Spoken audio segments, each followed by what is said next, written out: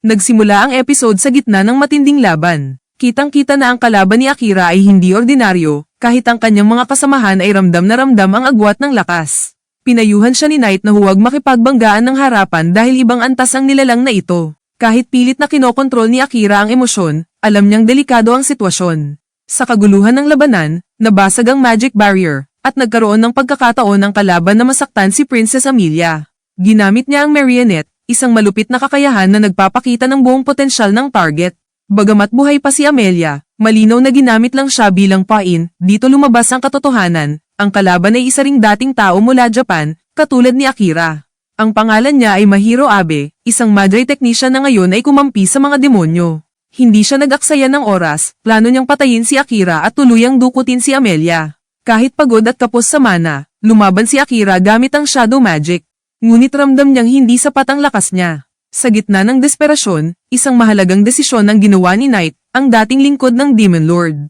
Ipinahayag niya kay Mahiro na tatalikuran na niya ang dating amo at pinili ang pangalang Knight. Mas matindi pa, hiniling ni Knight na ipawalang bisa ang Master Servant Pact nila ni Akira. Ang plano niya, isugal ang sariling buhay upang bigyan ng pagkakataong manalo si Akira. Ngunit tumanggi si Akira, hindi niya kayang isakripisyo ang kasama niya. Sa huli, nagtiwala sila sa isa't isa. Pinaghalo ang liwanag at anino, mga banal at madilim na mahika. Sa limitadong oras, ginamit ni Knight ang kanyang pinakamalakas na anyo bilang si Commander Saran, habang si Akira ay ibinuhos ang natitirang lakas. Ang labanan ay naging sayaw ng kamatayan, mga spell, sigaw, at emosyon na nagbanggaan. Akala ng lahat ay tapos na nang masugatan ng malubha si Akira sa pamamagitan ng pagkontrol ni Mahiro kay Amelia. Bumagsak siya, halos walang buhay. Ang lahat ng ito ay dahil sa kanyang kapangyarihan na marionette, ngunit sa di inaasahang pangyayari ay pinilit ng shadow magic na buhayin siya kahit lampas na sa limitasyon ng katawan niya. Muling bumangon si Akira. Sa puntong iyon, hindi na siya lumalaban para sa tagumpay, kundi para protektahan si Amelia. Ngunit bago pa tuluyang matapos ang laban, dumating si Crow, isang misteryosong nilalang na kayang burahin ang mahika sa isang iglap. Dahil sa kanya, napilitan si Mahiro na umatras. Pagkalipas ng ilang araw, nagising si Akira. 3 araw at 5 oras siyang walang malay. Sa kanyang tabi, si Amelia, ligtas. Ang kanilang muling pagkikita ay tahimik ngunit puno ng emosyon. Muling nagtagpo ang Heroes Party, at lumabas ang balak nilang lusubin ang Demon Lord upang makahanap ng paraan pauwi sa kanilang mundo. Ngunit malinaw kay Akira na hindi siya basta sasama. Hindi siya nagtitiwala sa hari, sa mga ritual, at sa sistemang ginamit sila bilang sakripisyo. Sa halip, may sarili siyang plano, balang araw, papasukin niya ang teritoryo ng mga demonyo, haharapin ang pinuno, at pipilitin itong magbukas ng portal pauwi sa Earth, anumang kapalit. Pagkatapos, naging personal ang lahat. Humingi ng tawad si Amelia kay Akira sa sakit na naidulot niya sa kanya. Inamin niya ang takot na balang araw ay maghiwalay sila. At doon, sa isang tahimik ngunit napakabigat na sandali, nagpalitan sila ng damdamin. Sa tradisyon ng mundo ni Akira, ang pangako ng hinaharap ay sinisimbolo ng singsing. Sa halip na singsing, sinugatan nila ang kanilang mga daliri tanda ng pangakong pag-iibigan at isang panatang hindi iiwan si Amelia, hindi mamamatay, at hindi makakalimot. Matapos ang sunod-sunod na mabibigat na laban, nagkaroon ng pansamantalang pahinga ang grupo ni Akira. May nagtangkang mag-alok ng tulong sa kanya, pero malinaw ang sagot ni Akira, hindi siya sanay umasa sa iba.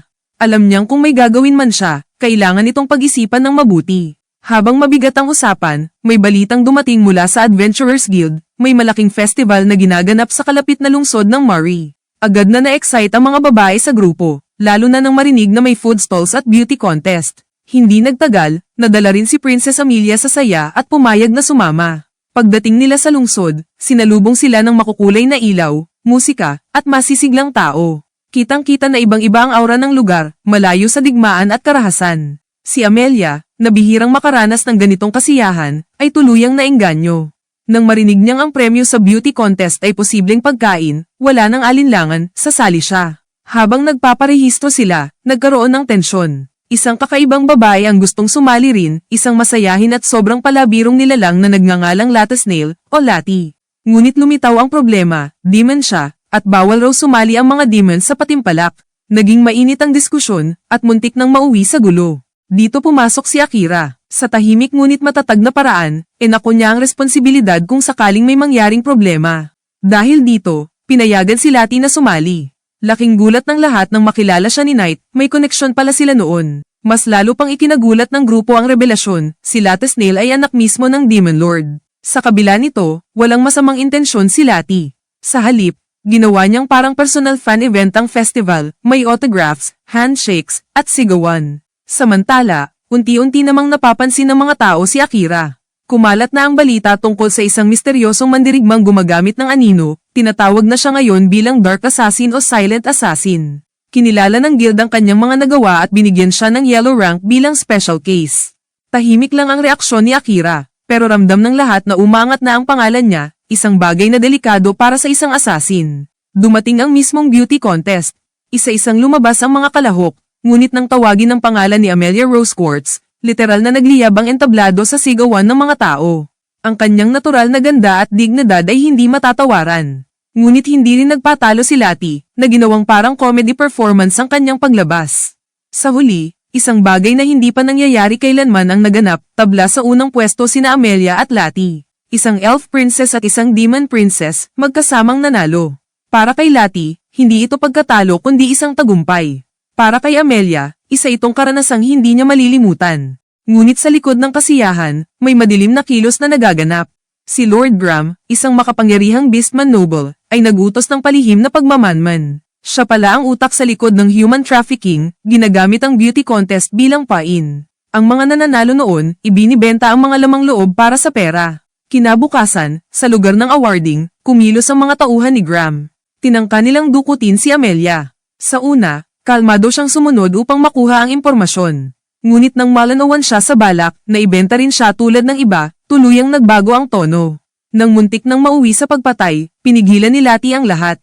Para sa kanya, kahit masama ang mga taong iyon, hindi siya papayag na may mamatay sa harap niya. Isang prinsipyong malayo sa mundo ni Akira, ngunit doon niya mas lalong naintindihan kung anong klaseng nilalang si Amelia. Habang nangyayari ito, si Akira ay mahimbing na natutulog, sa pilitang pinatulog ni Amelia gamit ang mahika para makabawi siya ng lakas. Ngunit kahit tulog, tila nararamdaman niya ang mga nangyayari, na para bang may koneksyon ang kanilang isipan. Pagkatapos, malinaw ang tanong sa isip ni Akira, kung nakita ni Amelia ang pagpatay, ano kaya ang iisipin niya sa akin? Pagkatapos napunta tayo sa isang tahimik ngunit mabigat na usapan tungkol kay Crow. Ikinwento ang pinagmula ng ugnayan nila, kung paanong dati tumatanggap ng mga disipulo si Crow, at isa sa kanila ang ina ng kausap ni Akira. Ngunit hindi kinaya ng kanyang ina ang malupit na pagsasanay, dahilan para tuluyang masira ang kanyang pag-iisip. Dahil walang ama, si Crow ang tumayong tagapag-alaga at ama. Sa kabila ng trahedya, walang hinanakit, bagkus ay utang na loob at respeto ang nangingibabaw.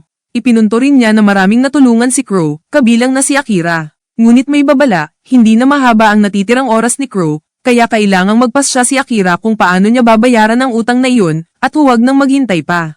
Samantala, nakumpirma sa investigasyon na ang tracking device na nakatanim kay Princess Amelia ay utos mismo ni Graham Cluster, isang royal na may madilim na intensyon. Ang aparatong ito, na parang kamera sa mundo ni Akira, ay ginamit para subaybayan ang mga nanalo sa festival, lalo na si Amelia. Nagtipon-tipon ng grupo, sina Akira, Amelia, Crow, Diles, at Heroes Party, upang pag-usapan ang susunod na hakbang. Dito inamin ni Akira na matagal na niyang pinaghihinalaan ang human trafficking sa likod ng festival at ginamit nila ang pagkakataon para patunayan na hindi lang sila mga taong kailangang protektahan, kaya rin nilang kumilos. Nagkaisa ang lahat sa iisang layunin, pero malinaw ang prioridad ni Akira, unahin si Graham. Kailangan niyang tiyaking hindi na muling lalapitan o sasaktan si Amelia. Ang susunod na destinasyon, Uruk City, ang kabisera ng Beastman Nation, kung saan si Graham ay kasalukuyang guildmaster ng Adventurers Guild. Hindi pa rin agad pumayag si Akira na sumama ng tuluyan, ngunit nagalok siya ng posibleng tulong, kung matutupad ang kanyang kahilingan, maaari niyang igabay ang grupo sa Demon Territory sa hinaharap. Habang nagkakahiwa-hiwalay muna ang landas ng bawat isa, naganap ang isang mahalagang eksena, nakiusap si Amelia kay Crow na gawin siyang disipulo. Ayaw niyang maging dahilan kung bakit mapipilitan si Akira sa landas na ayaw nito. Gusto niyang maging mas malakas, hindi para sa sarili lang, kundi para makatayo sa tabi ni Akira bilang kapantay. Sa huli, pumayag si Crow, nakita ang determinasyon ng isang elven princess na handang magtiis. Bago tuluyang maghiwalay, may iniabot kay Akira, isang misteryosong bagay na iniwan ng yumaong commander. Hindi man niya alam kung ano iyon, malinaw na magiging mahalaga ito sa hinaharap. Lumipat ang kwento kay Latte Snail at Knight, na palihim na naglalakbay at nag-iipon ng impormasyon. Nauwi ito sa pagdating nila sa Uruk City, kung saan pansamantalang naghiwalay ang grupo. Pinayagan ni Akira si Amelia na gumala, isang bihirang sandali ng normal na buhay. Naglakad sila sa lungsod, kumain ng street food, sumakay ng bangka sa Urok, isang lungsod na kilala bilang City of Water.